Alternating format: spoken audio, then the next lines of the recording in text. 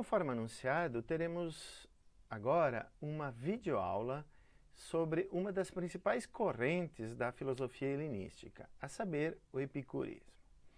Bem, então nesta lição introdutória à ética, veremos quais foram as principais contribuições de Epicuro para a reflexão filosófica sobre a moral. Para começar, é importante destacar que o epicurismo é sim um hedonismo, mas é um hedonismo que eu vou qualificar aqui como sendo sofisticado. Né? Por quê? Porque, como vimos em videoaulas anteriores, filósofos como Platão e Aristóteles já criticaram o hedonismo, quer dizer, a tese ética que sustenta que somente o prazer é intrinsecamente valioso e que as virtudes, então, seriam meros meios para o prazer, portanto, teriam apenas um valor instrumental. E esse argumento, então, consistia no seguinte, que se o prazer acrescentado de outro bem, por exemplo, sabedoria, produz um bem maior, então, obviamente, o prazer não pode ser considerado o bem supremo. Aristóteles, como vimos na Ética Nicomaqueia, concorda com seu mestre, o Platão, estabelecendo Filebo esse argumento e que, portanto, nós não podemos agora simplesmente reabilitar o hedonismo sem qualificar essa teoria. Então, ciente dessa e de outras dificuldades, Epicuro busca, em primeiro lugar, uma definição clara de prazer. Quer dizer, afinal, o que significa dizer que um ato é prazeroso ou que um estado é prazeroso? Normalmente, nós associamos o prazer simplesmente com algo positivo. Por exemplo, com o usufruto de algo agradável. Ou, por exemplo, quando nós saciamos uma necessidade. Nós, por exemplo, sentimos sede, tomamos um copo de água fria, numa tarde ensolarada de verão, e isso é prazeroso. Isso elimina uma certa carência, uma necessidade, e produz algo positivo em nós, uma sensação agradável. A mesma coisa acontece com certos prazeres sexuais ou prazeres da convivência social, ou prazeres da contemplação de um belo pôr do sol e assim por diante. Quer dizer, quando nós alcançamos um bem, algo positivo, nós consideramos isso prazeroso. Bem, Epicuro pensava diferentemente. Ele sustentava que estados neutros, quer dizer, de ausência de prazer e também ausência de dor e sofrimento, poderiam, em algum sentido, serem considerados também prazerosos, agradáveis. E mais do que isso, a ausência, então, da dor era considerado por ele algo bom, algo positivo, portanto, algo prazeroso em certo sentido também. Quer dizer, quando nós não sofremos, estamos vivendo bem, independentemente de estarmos usufruindo algo positivamente ou não. Então, essa definição de prazer permite, enfim, o Epicuro recomendar que nós busquemos prazeres de ordem superior, prazeres que ele vai dizer que são mais duráveis. A palavra em grego aqui é katastemático, quer dizer, há diferentes tipos de prazer. O prazer que nós obtemos, por exemplo, quando saciamos uma necessidade, um desejo corporal, é curto. Você sacia a sede e o prazer de estar bem pode durar pouco tempo, logo mais você sente sede novamente. Mas há certos tipos de prazer que nós buscamos e eles são mais duradouros. Então, por exemplo, o prazer de uma companhia numa tarde, quando nós conversamos com os nossos amigos, ou quando saímos à noite para conversar e comer uma pizza, etc. Quer dizer, esses prazeres da convivência social seriam mais duradouros. Então, são esses prazeres que Epicuro recomenda como sendo aqueles que devemos buscar e que são, então, constitutivos da felicidade. não aqueles prazeres meramente corporais, sensíveis, que, como Aristóteles, né, mencionou, são comuns a animais não humanos, né, e fazem com que a nossa vida, enfim, seja considerada algo bestial, quer dizer, algo que nós também não devemos buscar, né? Quer dizer, o argumento de Platão e Aristóteles se aplica a esse hedonismo vulgar e não a um tipo de hedonismo mais sofisticado, né, que diferencia os tipos de prazer buscando aqueles que são superiores, né, são melhores. Bem, isso tudo vocês podem encontrar, eu vou aqui simplesmente mencionar, né, numa famosa carta que Epicuro escreveu, que se chama Carta a Meneceu, que muitas vezes é traduzido também por Carta sobre a Felicidade. Vocês podem encontrar na internet uma versão integral dessa carta, ela está citada toda ali no livro-texto, recomendo fortemente a leitura, né? Porque essas ideias estão expressas aí, né? Para compreender melhor em que medida, então, há um tipo de hedonismo sofisticado, defendido, né, por Epicuro, e também há diferentes tipos de prazer, eu reconstituí, aí, né, está projetado agora, uma tabela onde nós temos uma classificação dos tipos de desejos, né, a diferenciação entre desejos naturais e frívolos.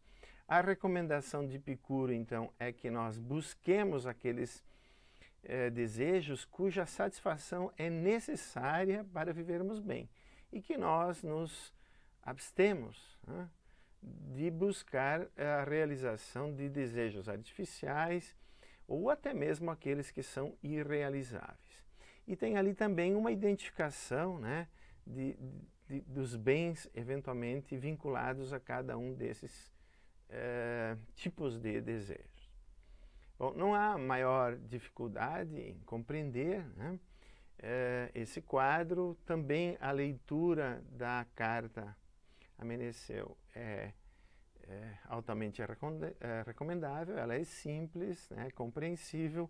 Eu vou simplesmente destacar ali alguns pontos que depois ficaram sintetizados, né, no famoso quadrifármaco epicurista, né, que então consiste em estabelecer essas 4 orientações gerais para a vida, né.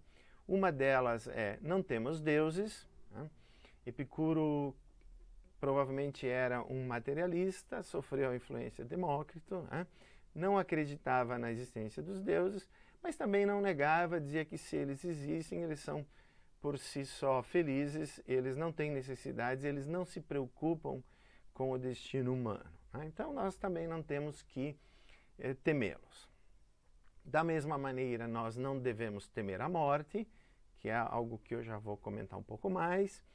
E as outras 2 orientações gerais para a vida são as seguintes: o bem pode ser alcançado. Então aqui só o único detalhe é que esse bem tem que ser vinculado à satisfação de desejos naturais, quer dizer que são aqueles necessários, né, para a nossa sobrevivência, por exemplo, né?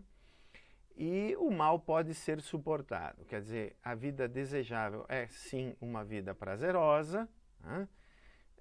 É isso que nós devemos alcançar, mas eventualmente, se sentimos dores, sofremos, devemos suportar com uma certa grandeza, né?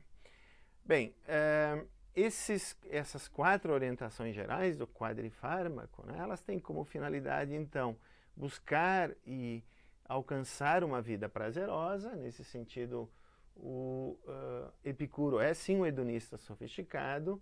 E o fim aqui, então, mencionado, né, é uma palavrinha que em grego é ataraxia,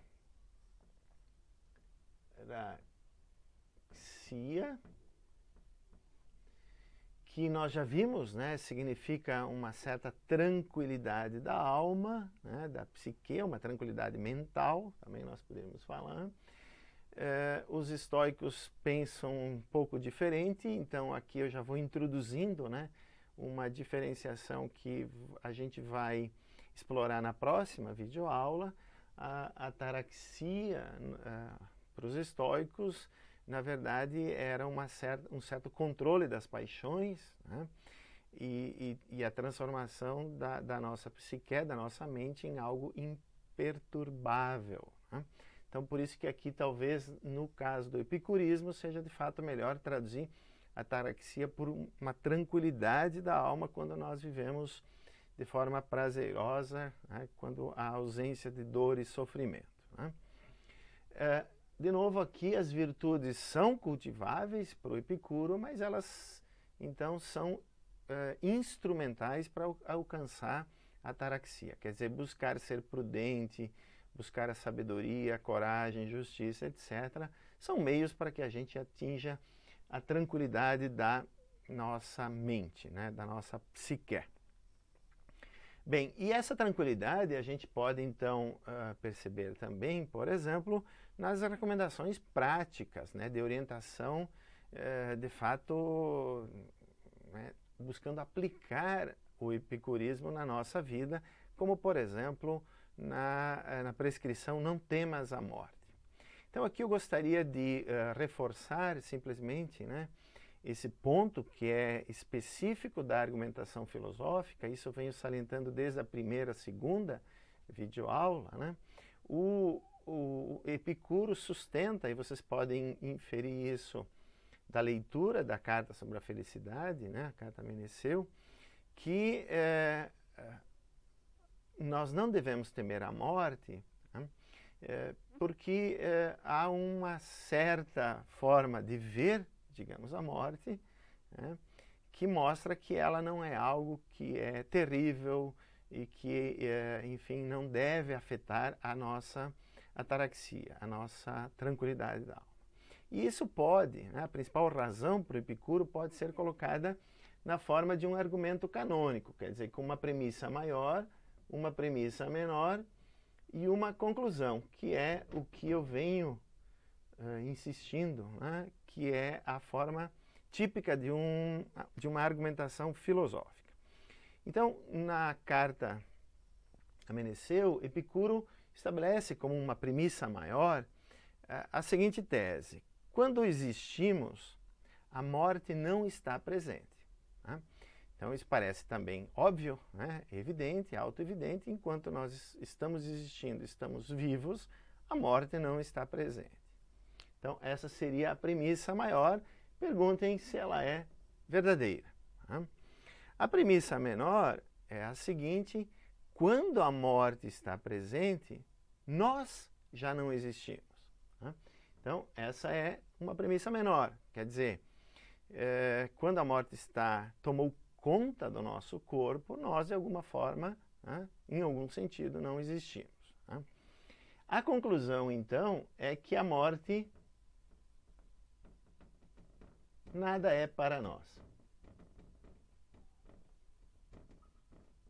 Perguntem aqui também se vocês considerem a premissa menor válida, quer dizer, quando a morte está presente, nós já não existimos. Se vocês aceitam a verdade da primeira premissa, da premissa maior e também da premissa menor, parece que realmente a conclusão é de que a morte nada é para nós, né? E é por isso então que Epicuro sustenta que não devemos temer a morte, né? Reflitam criticamente sobre esse argumento, se ele é um argumento válido, quer dizer, que a conclusão realmente se segue, né, das premissas, e mais do que isso, se ele é correto, quer dizer, se vocês aceitam ou não a verdade das premissas, né? E com isso, então, nós vamos, pouco a pouco, estabelecendo teses que nós podemos comparar com a outra grande teoria ética desse período, né, da filosofia helenística, que é o estoicismo. Mas, enfim, o estoicismo é o objeto da próxima videoaula. Até lá, então.